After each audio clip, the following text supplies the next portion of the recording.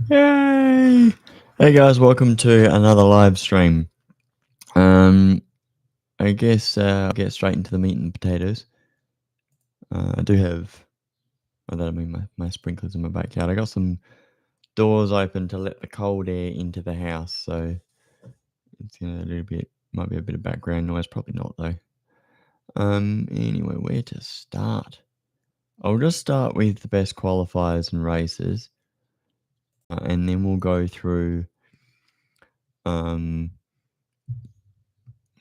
got my phone. And then we'll go through the Lowndes stuff, because I was working on this last time. That's a different thing. I'm going to show that next stream, maybe. This is something that I do. I did last year in 2024, and now I've done it again for 2025, called the best qualifiers and races. Just looking at how many top 5 qualifying and top 5 finishes and top 5, 10, 15. And that's how we do it. So you get a bit of an idea of who was actually really impressive. Because for some teams it's harder to get top 5s. So it's more impressive to see who was actually able to achieve it, and give you a better idea of who's actually done a good job or not. When they're right next to one another, that's just because that's what they were able to, that they got the same numbers basically. So in terms of top 5 qualifying, Feeney obviously had it in spades over everyone else. Ryan Wood on par with Cam Waters. Chaz Mostert way down in 5th, because he was saving himself for the finals. So we've been led to believe. Brody Kostecki there in the 3rd, not too bad. Matt Payne right next to Will Brown. So that sort of shows, Will Brown didn't have too bad of a year, but it depends what that number is. Then Chaz, then Anton. Anton's always been a pretty good qualifier. In 2024, he was very impressive. He was one of the best qualifiers, but lost a lot of it in race trim. Whereas this year, it's been a bit better, and we'll go through those sorts of numbers as well.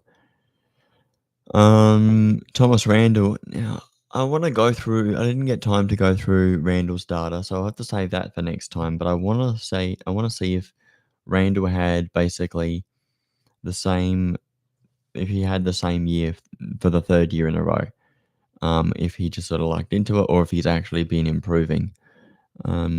Because he did come 7th in the championship, and he wasn't 10th after Bathurst. He was a little bit further up.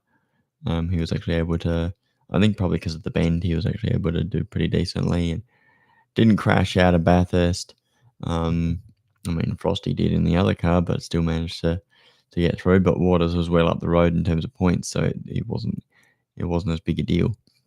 He got Cam Hill well ahead of his teammate. Kai Allen down there in 9th with Matt Payne up in 4th. And I don't know if we're going to go through that today, but we'll see what happens. Basically, he's a rookie. Like, what are you expecting? You're expecting him to come through and be on par with Matt Payne? It was just basically, if Matt Payne hadn't had that incident with Cam Waters at Sandown, he would have been 2nd in the championship. That's the difference. Instead, he had the incident, ended up 5th, I think was the best he could get, and Kai ended up 4th because he was the 4th best guy out on the weekend at Adelaide. Then you got Will Davison next to Golding and LeBrock. So, Davison wasn't too bad. He wasn't the worst driver all year if you're just looking at top 5 qualifying. Golding and LeBrock. LeBrock probably looked like he had a worse year towards the end of the year, but he was, compared to Cooper Murray, he held his own. I think there's maybe more excitement around Cooper Murray. He certainly seems to be very talented. And we'd probably be expecting him to improve a fair amount for 2026. Not sure if we'll be talking about 2026 today. We'll see what we end up getting done. If no one joins and I run out of puff by 12 o'clock, then then that'll be the end of it. You got Courtney, Reynolds forward, Percat, Murray, and Stanaway all on par at the same level. I think so. The ones down the bottom probably got 0 top 5 qualifyings. Evans got 1, very impressively. Not sure when he might have done that. I think that might have been, that's what, 2 or 3. 2 for Heimgartner, Jones, Cameron, and Bates. I am counting the ones who did however many races, because I think that is sort of fair. Do I have Ojeda? Where's Ojeda? Because he didn't do it. I guess I gotta put Ojeda in there. I don't know why he's not in there. Because he did compete. He didn't get any top 5s. So yeah, that's that. We got top 10 qualifier. Yeah, Jones just a bit ahead of Evans, which is to be expected. Then we got top 10s, top 10 qualifying. So Wood better than Waters in qualifying trim there. Then Matt Payne, then Mostert, Kostecki, and De Pasquale qualifying in the top 10 the exact same amount of times. Then Brown, Randall, Allen, Forward doing quite a good job there. So in terms of top 5s, Forward was slightly ahead of Heimgartner, but then he's quite a few positions further up in top 10 qualifying ahead of Heimgartner. And that stuff's interesting because we thought, Forward's doing such a good job. We felt like that in the middle of the year, and then he sort of dropped off. But if you look at the numbers and you go, Heimgartner's still getting those better results, more consistent. But Forward was just qualifying better. Reynolds down there. You got Cooper Murray as well doing a pretty good job. Versus is qualifying further up than LeBrock, just a little bit more often. But LeBrock, the thing is, like, the year started, LeBrock had it over Murray, and then late in the year, Murray started to have it over LeBrock a lot more. So yeah, you got Davis and Stanaway on par, Percat and Courtney, on the same level as well. But you got to think, well, Percat should be up there with Hill as well. But Cam Hill had it over Percat quite well in terms of qualifying trim. What else? Aaron Cameron, not too bad. Zach Bates, Jaden Ojeda. Ojeda got that top 10 shootout berth at Adelaide. And I'm not including times that Ojeda started in the top 10 with Ryan Wood, because we're looking at solo performances. Apart from Zach Bates, but Zach Bates obviously shared with Craig Lowndes in the Enduros, but we believe that Zach Bates was the main driver in those things, and Lowndes was officially the main driver, but Bates started and qualified the car. So, although maybe Lowndes started the car and Bates did a lot of the racing. There's that. Top 15 qualifying. So it starts to get a bit more interesting here. Waters is well down. I think the thing is he just had a lot more bad times in qualifying than he should have done. Because he should be third, better than Payne and not quite as good as Wood, like he was in top 10s. But top 15s, he really loses it, and Randall beats him in top 15 qualifying starts. Most equal with Brown, De Pasquale equal with Randall. And I think a lot of that says that they are more consistently able to lay down a lap in the top 15. It says more about qualifying consistency versus qualifying speed, because obviously Waters versus Randall, Waters had it well over Randall. And then you got Forward's got it over Heimgartner. Kyle Allen just in and obviously because these names are stacked, there's a few that will probably be further down. So Brown would be the sixth best qualifier. Um, but depends on how high up he qualified. Like if everyone had the same number of top 15s, it depends on how further up. So Mostert would have been, well, not quite as good as Brown in the top fives, but better in the top tens. But also Kostecki and Pasquale were better than Brown, so you probably say it. Maybe Mostert ahead of Brown. It's a bit of a tricky one.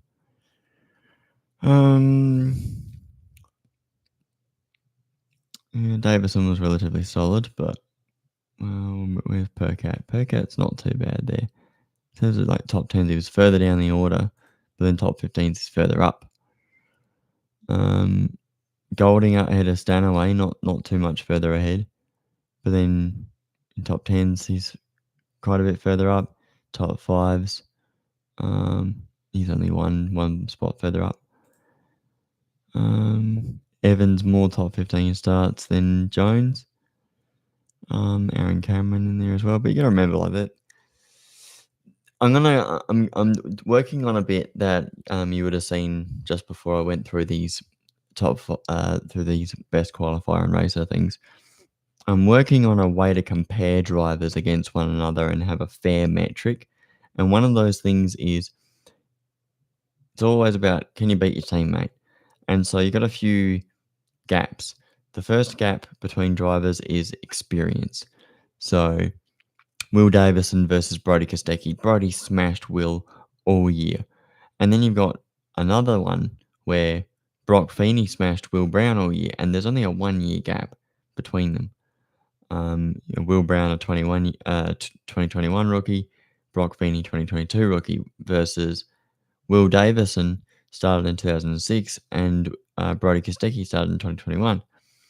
And so that's a that 13? Because Will Davison also had a year off. Did I calculate that as a 13-year gap? I'm not sure if that's accurate. If I just quickly went 2021 minus 2006. Right, it's a 14-year gap between the teammates. Good thing I've got triple A's. It's a 14-year gap between Will Davison and Brodie Kostecki. And if we were just going on experience, you say that if every driver is getting better every year, you shouldn't have the younger guy beating the older guy. The older guy should be beating the younger guy. But instead, Brodie was smashing Will Davison on all counts. And I'm working on a thing, and I'm going to tell you straight away. Brodie Kostecki versus Will Davison is the biggest slaughter 1v1 of the year. Nobody beat their teammate that bad like Brodie did to Will Davison, and nobody got beaten that bad. And so it's not.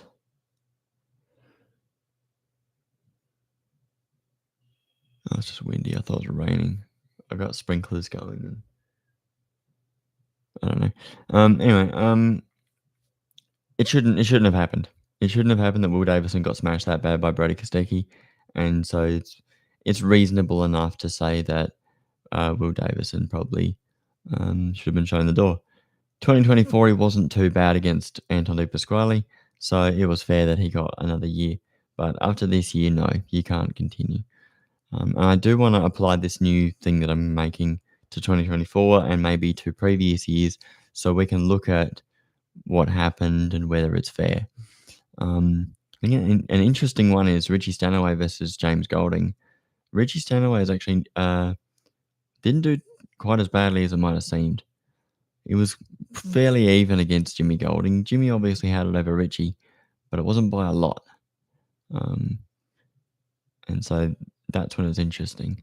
It was only by a lot in race trim, but not in qualifying. Head to head, it's pretty close. So yeah. Alright, so then we go to race finishes. Feeney over Brown, and obviously Brown's driving a Triple Eight car, so he's going to get a lot more top 5 finishes. Driving for the best team, Feeney had it over Brown quite easily, and Brown just had a lot more bad qualifying races, and sometimes the best he could get was a top 10 rather than a top 5. So yeah, Payne, Waters, Kostecki, Mostert, 6th best, so not great. And you got Ryan Wood down there in 7th with Kai Allen. And I think a lot of that probably has to do with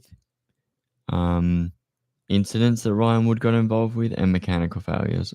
And it would be good to go back through this year and look at where Ryan Wood could have been if those things didn't happen. Because I think I did a video last year. I think I want to revisit the two drivers, Ryan Wood and Thomas Randall. So they might not be a stream thing, or they be a clip, whatever I decide to do.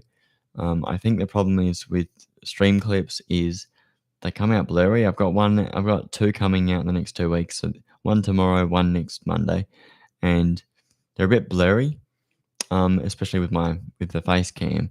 So I need there's not a lot I can do about that, unless I recorded it while I was making it, and so I've got to do a few things with my streaming setup so that I can actually record it and have basically have it so YouTube doesn't just completely ruin the quality when I download it back off YouTube.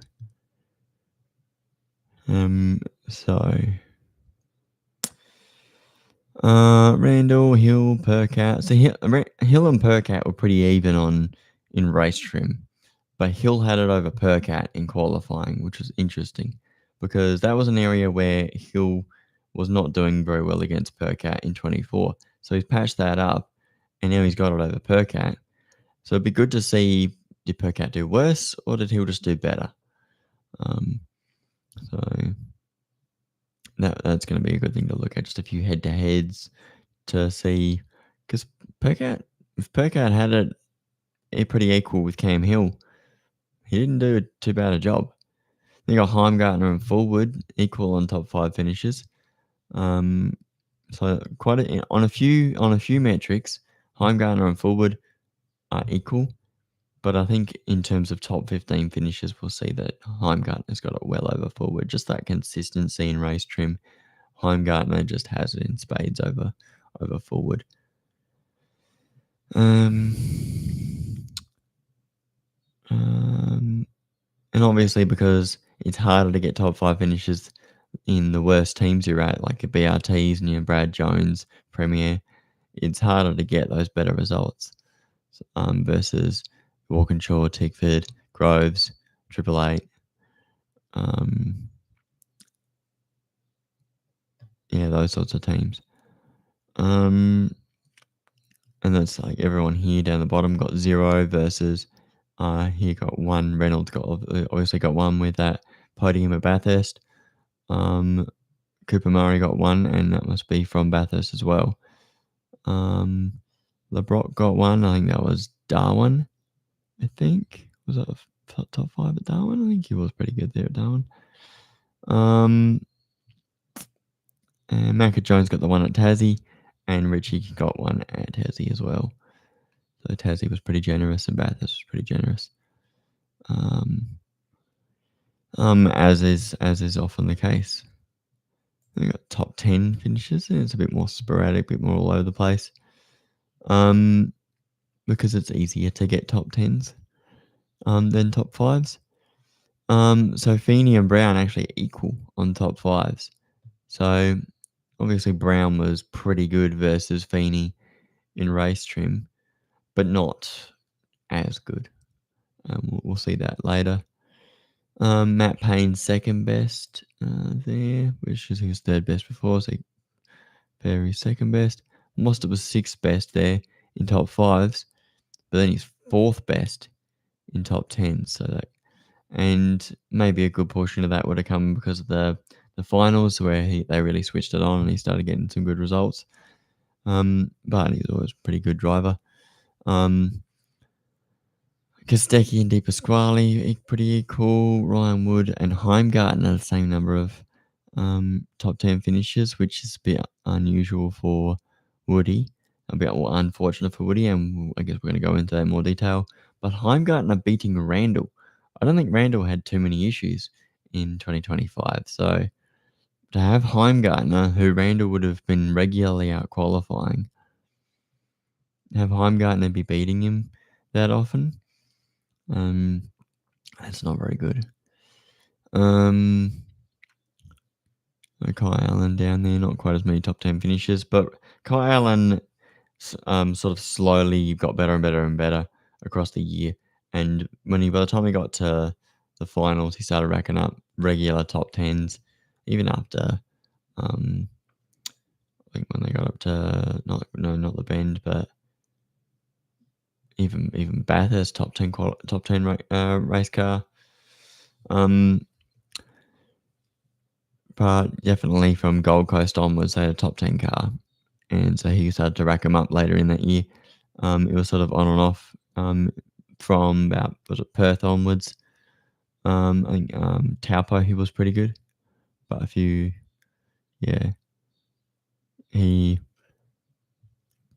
needed to.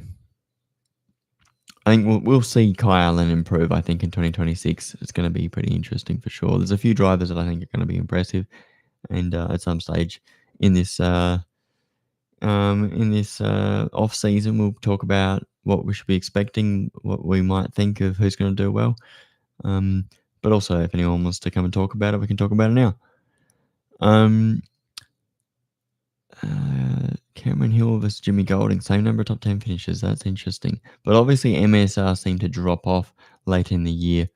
For some reason, their performances weren't quite as good. Well, not even from late in the year, middle of the year. By the time they got to Darwin, they were struggling. Will Davison, pretty good against Reynolds, Percat. A few drivers that probably should have done better out in the championship, because I think Reynolds ended up 13th or 14th, whereas Davison obviously ended up 20th, which is pretty shocking. But probably that's more to do with the top 15 finishes, because there were enough races where Davo was getting beaten, and some just issues that costing him results. Stanaway equal with Aaron Cameron and Jackson Evans for top 10 finishes. That's not great.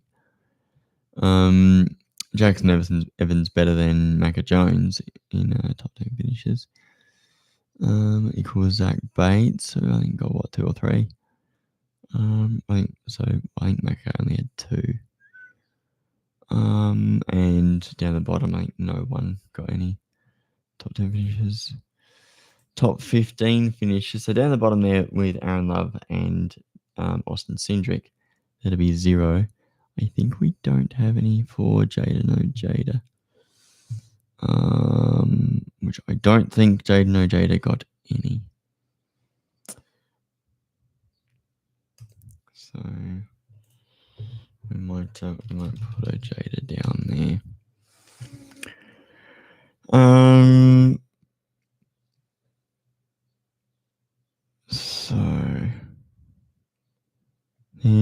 Top 15's Feeney, Brown, and Payne equal. That's interesting there.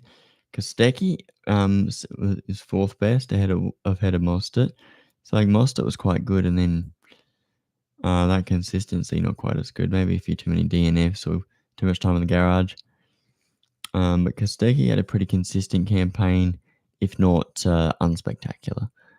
As we're sort of used to with Kostecki, we're used to seeing spectacular performances from him in terms of race trim and qualifying trim. But I think this year he was consistent but unspectacular. Whereas Mostert was obviously not quite as consistent, but obviously issues with the wall control.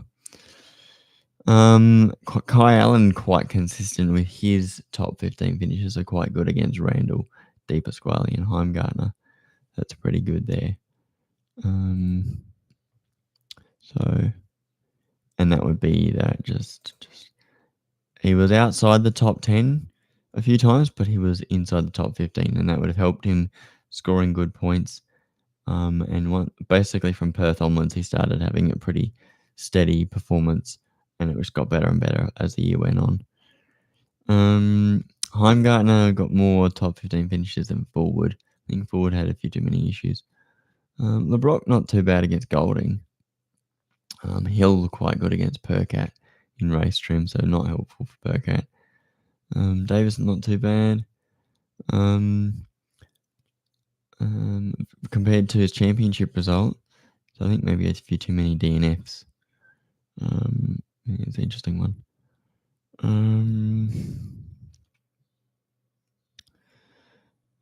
But I think DNF at Bathurst, and I think he didn't have a very good result at the Bend either. So the big points finish races did not do well, so it wasn't scoring enough points. I'm gonna drink some water.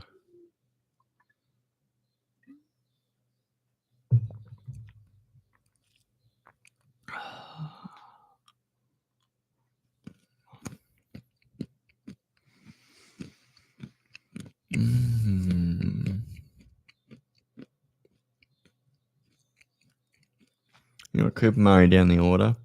They're not doing too well there, but Cooper Murray had a few too many times where, despite his qualifying ability versus LeBrock, he was not good in the races. He just wasn't. He just had too many times where he's down 22nd. So it's just not very good there. Very windy today. And I think that's all we've got to look at in terms of the best qualifiers and races. So now I'm going to show Craig Lowndes, because this is an interesting one. So here we got Lowndesy. So obviously Lowndesy had a good shot at the championship, and here I've got this thing where I show. Where do I start to show it? I think it's from 2005 I start following it. To see when someone has a championship lead. So we never had the championship lead in 2005. He was close at Phillip Island, but that third drop to 15th cost him. And I think he had to do a lot better. I think he had to win and overhaul Engel by a bit. Here in 06, had to lead the championship after Sandown and after Bathurst, and for those first two races at Gold Coast. So obviously he won the first race at Adelaide, but then lost it, and then Whincup had it. So Whincup had it for a couple of races there, then mechanical failure, then just never good enough. But Lowndes had it for one race there at Oran Park after that first race, had it, and then I think Garth beat him in that second race, or interesting one. And then took a lead back. And had it for a couple of races there, but that dropping down to 14th, and then a bad race at Tassie. Had to claw a lot back. 2007 though, he was never close enough, and I didn't realise this until going through the comparison Whincup versus Lowndes. But Whincup was kind of beating Lowndesy all the time. So you go 06 with the yellow. Lowndesy is beating Whincup pretty much most of the time there. And obviously they're in the same car, but I think Lowndes qualified. Lowndes had it over Jamie in qualifying trim in 06. But then in 07, Jamie has worked out what he needed to do, and he's just wrecking Lowndes. But I think also maybe the car wasn't as good, because you look at the results. So you go 2005, Lowndes was up the front, right at the front row starts right up there. 06, their car wasn't quite as good, but it was a pretty solid race car that could get some good results. And then 07, not that great either. So they had to really work for it. And so they didn't have the lead of the championship until after Bathurst. Whincup took it because I think Garth had a bad race to Bathurst. And so Whincup had the lead there. and then still had the lead after Gold Coast, but a crash of that first race at Bahrain took him out, and Garth had that lead back. Then Whincup took the lead back after Tassie, and after that first race at Phillip Island, Garth beat him, and that was the end of that. But Lowndes not doing very well there. 2008, nowhere. 2009, I didn't realise, I got a clip coming out next week. So the Monday one is not the one, but 2008, we were talking about it, myself and Bootleg, in one of the streams a few weeks ago, about Garth Tander throwing away championships. 2008, Whincup obviously dropped a lot of points because he crashed in qualifying and he dropped, but he didn't drop 300 points.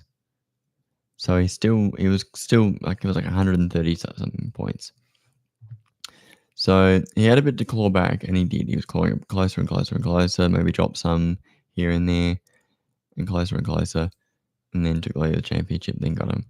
But 2009, he had the lead, and he kept it. That's Whincup's perfect year, 2009. No one could get close. It wasn't not the best year, but he had some bad races, but he didn't drop anything below 15. Like, it's perfect. Versus Lowndes wasn't too bad in qualifying, but not too good. 2010, just mechanical issues for Whincup cost him the championship. And Lowndes wasn't too great there. And people say, 2011, Lowndes was in with a shot. He had the lead after Bathurst because Whincup had his alternator failure. And after the first race of Gold Coast, it's back in Whincup's hands. And so I don't really count someone as a championship contender if they don't have the lead of the championship. Like, there's 4 rounds here after Bathurst. And Lowndes had issues at Gold Coast, but then he's just not beating his teammate at all. He gets close there. He beats Whincup in the races at Sydney, but it's just not close enough. 2012, he never has the lead of the championship. It's mostly Whincup versus FPR. 2013, though, this is where I go, Lowndes might have had a shot, because you see, like, late on, from Gold Coast onwards, because of that gearbox failure for Whincup, Lowndes has the lead. So Whincup's getting closer, then Whincup beats him. Then Whincup gets closer, and then Lowndes has a shocker. So it might have been possible that Lowndes could have snagged a championship in 2013. It might have been really close there, but it just wasn't to be because of that first race at Sydney. So, yeah. And you can look at 2014. I was impressed that in 2014, Lowndes actually had the lead of the championship there. But it looks like it's just Lowndes had a really strong Adelaide, and Whincup was not even on the clawback. He was doing very well, but he got closer, and then Lowndes started beating him a bit more, and then just close, and somebody else took the lead there. 2014, who would have that been? Frosty took it from Pukekohe, and then I think maybe Jamie took it at Queensland. So that wasn't actually a dominant year for Whincup. 2009 was the year, but I didn't realise that Lowndes actually had the championship lead in 2014 at some stage. And then you got 2015. Like, people saying, Lowndes would have had a shot at the championship 2015. He had the lead earlier on in the season, and then he was just playing catch up the rest of the year. He might have been closing the gap a bit versus Frosty, but it was not close enough because Frosty had a huge margin. And it just, like, you just can't have it happening like that. It's not impressive if somebody Like, yeah, I just think that drivers need to be performing when it counts, and that's why Chaz Mostert's this year's champion is because that's that he did everything right. He performed when it mattered the most, and he got the job done. Brock Feeney probably would have won the championship had it not been for um, that engine issue and getting turned around at the start of the race. That's almost a Rick Kelly, Craig Lowndes sort of deal. Um, so, but that engine thing sort of made it a different situation. So yeah, like in terms of times that Lowndes had the lead of the championship, this stretch here, like for a few races here in 06, he had it. 07 not at all, 08 not at all, 09 not at all, 2010 not at all, 11 not at all. Hang on, 2011 once, 2012 not at all, 2013 later on. It's sort of interesting, like in terms of his qualifying performance, he's regularly down the back. But maybe I think for me, it's sort of like it's not rose tinted glasses. It's like the opposite of rose tinted glasses. You think it's worse than it actually was. And so I might do the same thing with Stephen Richards and go, oh, Stephen Richards at FPR, he wasn't doing a good enough job. But he was just getting beaten by his teammate, which is, it's just not going to work out all the time. But I think I still stand by what I said earlier that a more experienced driver should be beating a less experienced driver just because they have the experience to be better at qualifying and better at racing. And so if they're getting beaten by a less experienced teammate, they're just not doing a good enough job. And that's a fact. And so people might say, oh, that's not fair. That's not very nice. You can't say that. Well, that's just reality, right? If somebody has been around longer and they're not doing better than you, that's because they don't want it enough. They're not trying hard enough. And or maybe there is something else because we don't want to say Will Davison's the worst driver ever because he wasn't, but he wasn't getting the job done and he wasn't close enough. But there were quite a few times where you look at his numbers and go, that's respectable. That's not too bad what he was able to do. It's just that versus his teammate, it wasn't good enough. And that's just the facts. And that's why DJR have gone, look, Will, we're gonna have to let you go. These aren't the results that we've been wanting. I'm sure these aren't the results that you've been wanting either. And we think it might be better if we go different ways. And that's my breakup speech. That's you got to practice that. So yeah, that's Lowndsy for you. So I got another 22 minutes or something. 22 minutes to kill. So let's what else we got? So we got Lowndsy down there. Let's look at the driver ups and downs. Let's go driver versus driver. Because this is interesting, this one. You got Jaden Ojeda here, like 2 times Juice out qualified Jimmy Golding, which is not too bad. So you don't look at that. You look at these 2 times. Those last 2 races in Adelaide, Jimmy just did not qualify well. There's 5 races. You shouldn't be expecting Juice to out qualify Jimmy.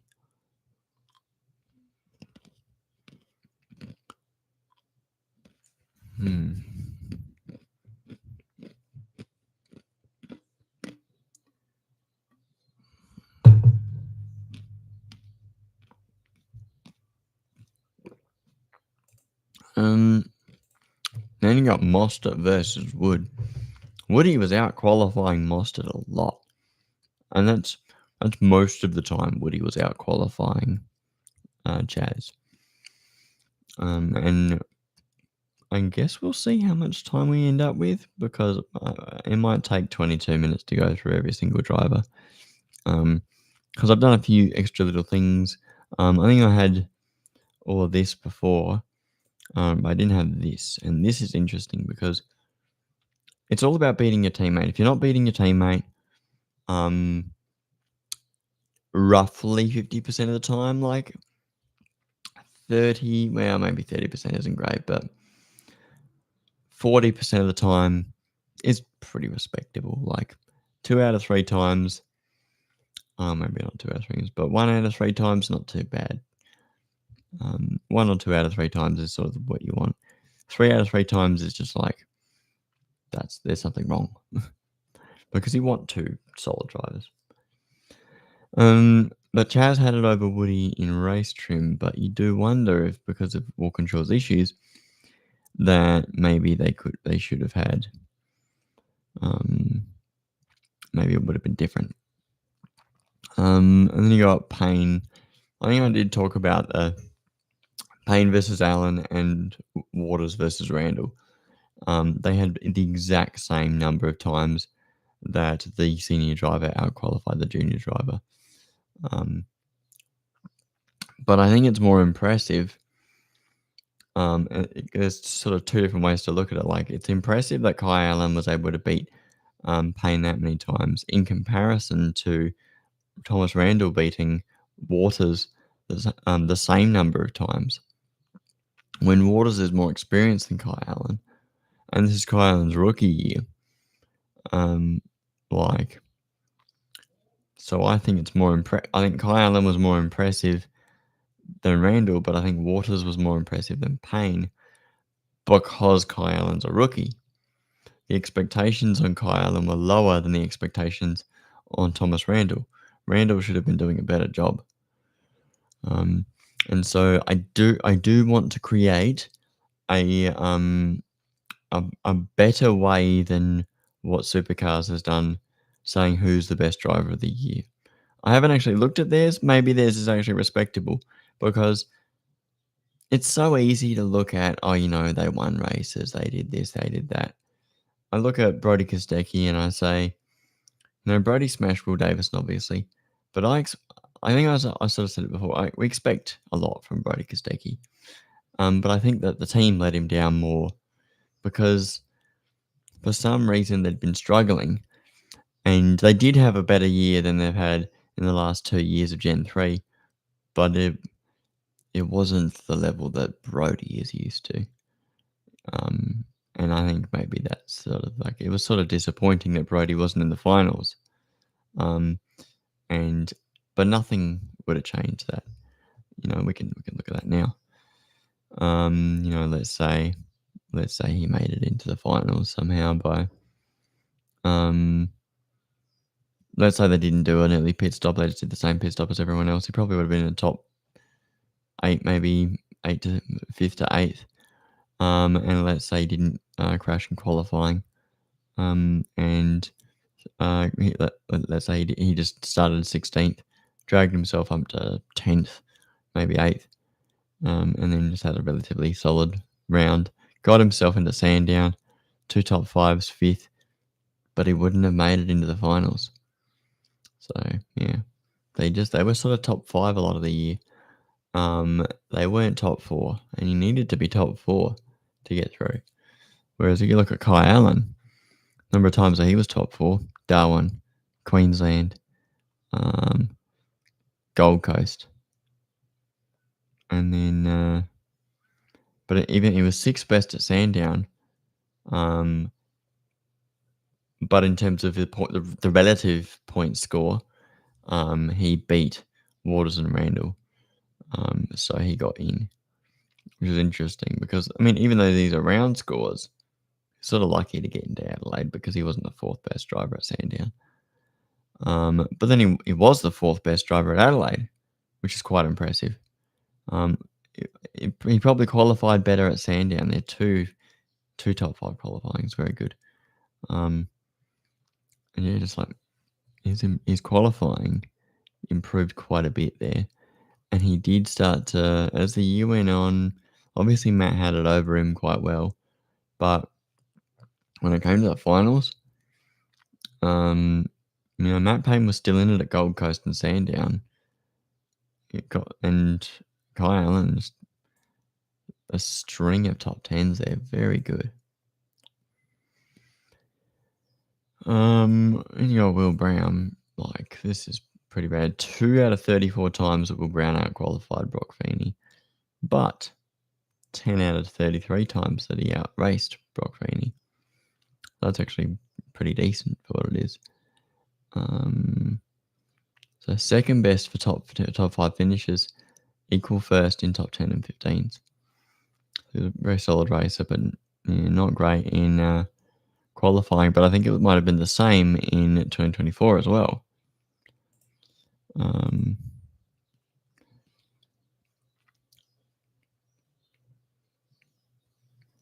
what else? Yeah, Matt Payne didn't quite have a champion year.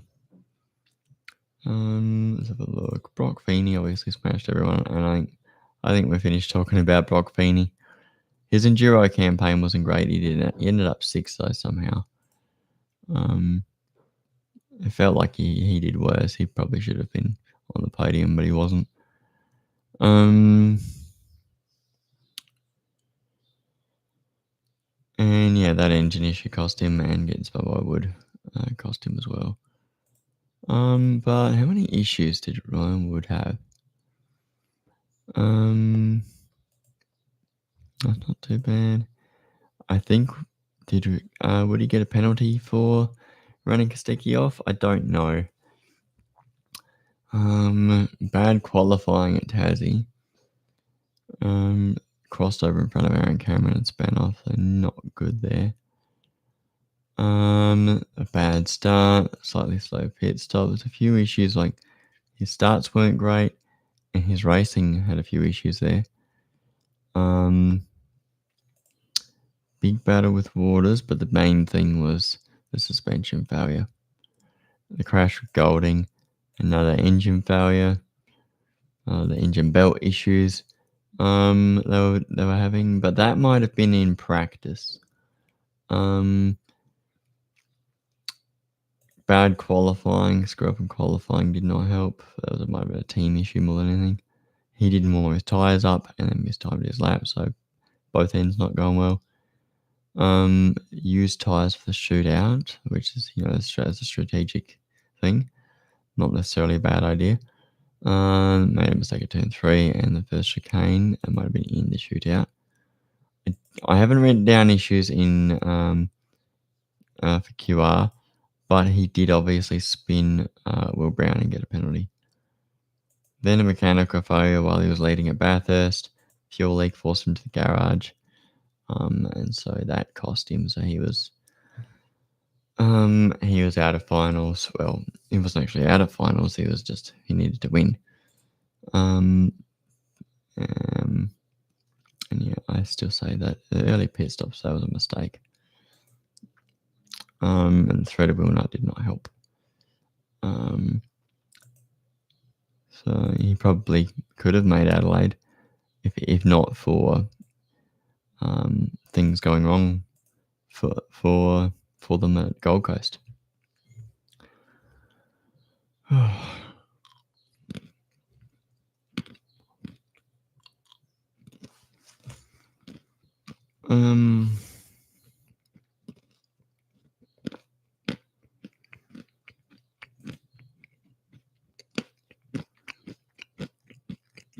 Anton doing a very good job against David Reynolds. Like, it's going to be interesting to see if Reynolds has another year like this. It's not going to be a great time for him. Andre, I don't know if I showed this before. He got 4 different colours. Yellow means he was the best. Orange second best. Red third best. And purple fourth best. And so Andre had it on maximum difficulty with the 3 teammates, because while Bryce would more often than Macca and Jackson be the better guy when Andre wasn't, there were times when Macca had it and there were times where Jackson had it, but it was only a couple of times. So yeah, and then we'll go through that metric. It looks like next time we've got 10 minutes to go. Yeah, not so. There's Waters. In terms of, I guess, racing was very good. That top 15 qualifying, not great. So you got a couple at Albert Park where it was not, where he ran racing through the field to try and hold on to his championship lead, and then he lost it to Will Brown. I think because Will Brown had a pretty great Albert Park and took the lead.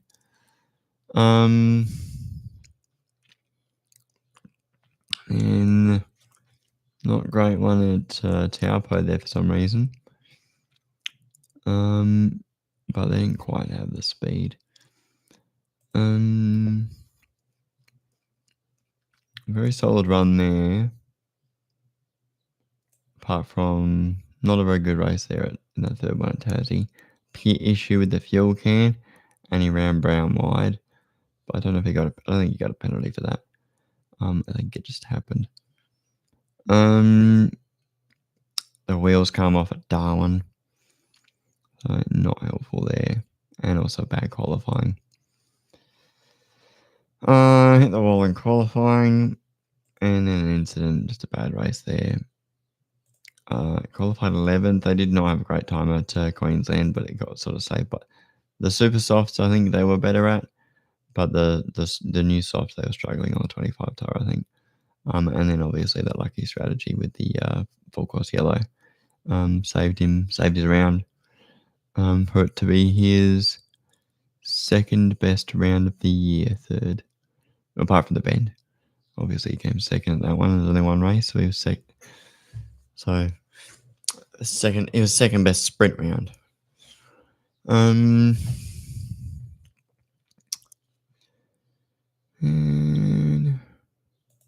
Randall just keeps having the same sort of year, I swear. So I'll have to go through that next time. I'm actually just feeling a bit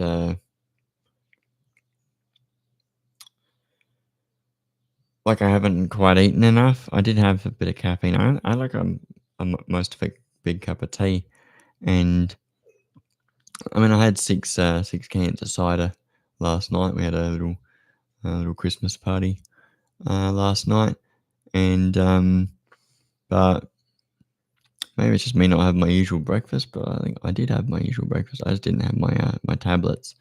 So I don't know. Maybe it's the caffeine. I just don't handle caffeine well. Randall. I'll have to go Randall in more detail because Courtney, this is an interesting one. So Courtney obviously beat his teammates more often, but they're both like Aaron Love, second year, Aaron Cameron, first year. He's beaten pretty inexperienced drivers. He's got way more experience. But I think Aaron Cameron's performance is actually quite good. I think I have not so much in the qualifying, but in the races. So Aaron Love out qualified JC, but I think that's the one where he banged into JC. And obviously, and because the numbers are a little bit messed up because JC had that crash at. I think I talked about this live stream, so probably not going to dwell on it too much more. Gearbox failure, engine failure. Not great. Just a few races where, because it's like there's supposed to be 34 races, but there was one that didn't happen at Albert Park, and for James Courtney, there's one that didn't happen. Brody Kostecki, there was one that didn't happen because they crashed.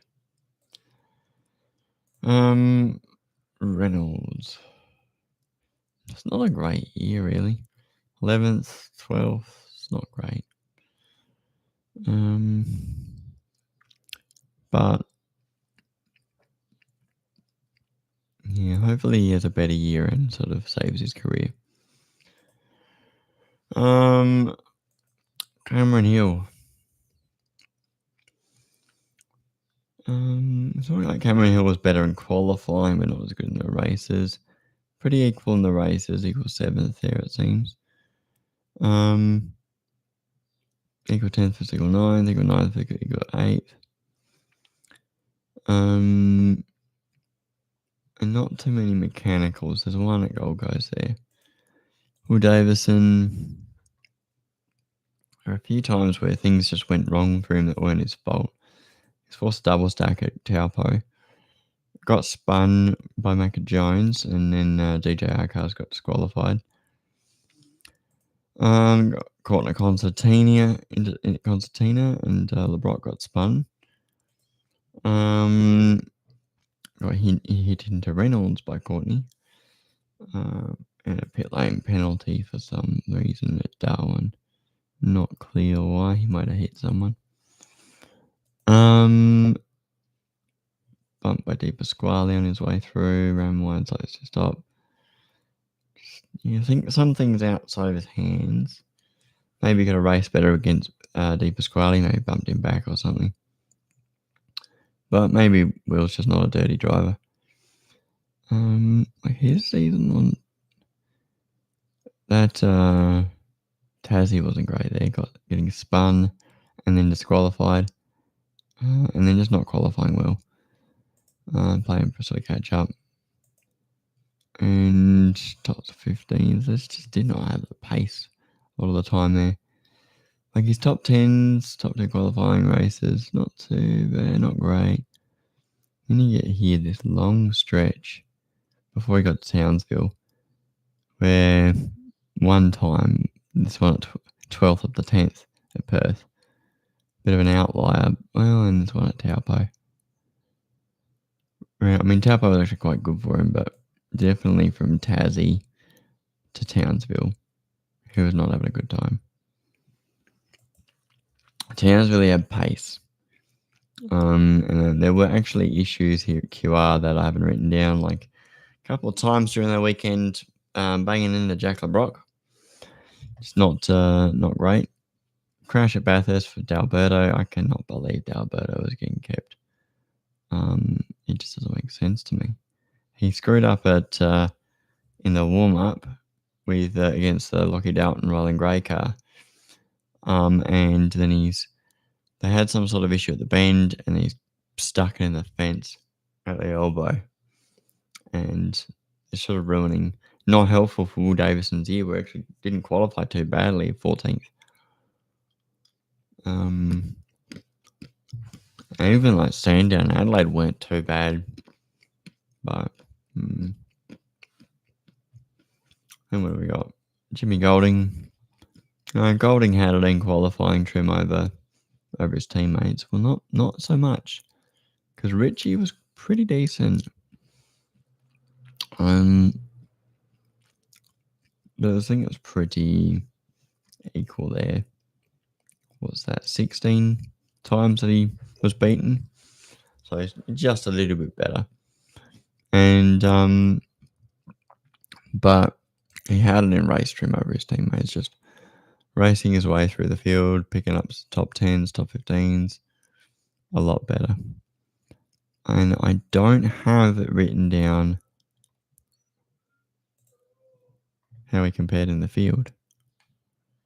So yeah, I'm obviously going to have to fix that. Then we got Macca Jones. This is just not helpful. So they got Macca versus Bryce there. I will go through in better detail. So there's actually quite a few times where Macca, that's right, he got on the shootout at Adelaide, and that was on just raw pace. He just stabbed it into the shootout. That was impressive. Engine failure at Taupo, got hit by Cameron Hill in the pits, and then sped in the pits. Bad time in the pits at Townsville, and then put in the elbow by Stanaway, and then freight train down the order. Bryce Fuller doing a pretty good job in terms of qualifying. Pretty solid against his teammates. But in terms of racing, he's losing a couple of spots. I think there's quite a few things that would be good to look at. Um, Jackson Evans here. It's an interesting one. 2 times out qualified his teammates, and 1 time he beat them. And I think here he is, Queensland, 11th at Queensland. He was the top BJR driver that one. But that was good to see because the shine had gone out of his year. I feel like the wind had fallen out of his wings after the year he'd been having. Went to Perth, and went to Darwin and just sort of struggled. Only 3 more top 15s and that was it in qualifying.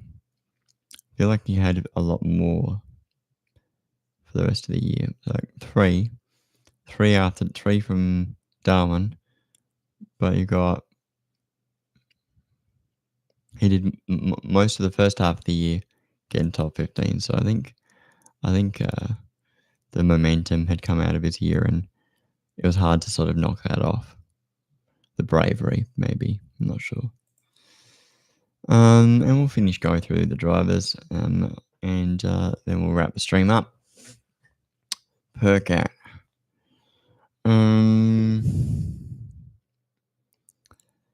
Too bad there. The start of the year, obviously, I'm in the Taupo. He just always struggled at Taupo for some reason. Tassie is quite good and had some good race results there. Qualifying, not too great. So maybe qualifying isn't Nick Percat's stronger suit. Maybe it's just a better race driver, because he obviously did a better job against Cameron Hill there. And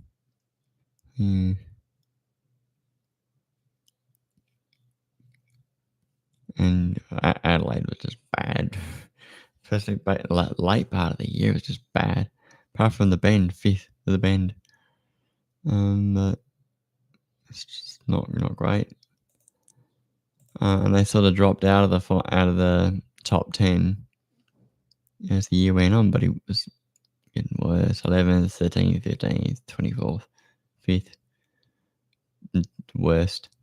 20th, 23rd, 20th, dropping down the order.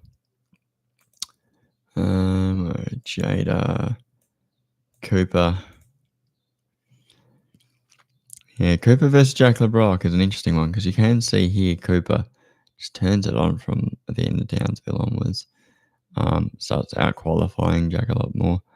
Maybe his top 15 qualifying started to improve, because he was like 20th on a fair number of occasions. Here you go. What the hell's going on?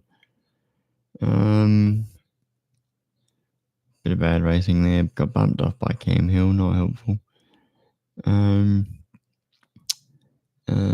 Incident with Matt Payne there. And then he's run off track at Tassie. Lock up on lap 1. Ran Di Pasquale off. And got garaged and a 15-second penalty for the incident with ADP. That's a shocker, that one. Suspension failure at Perth. Not sure how that one happened.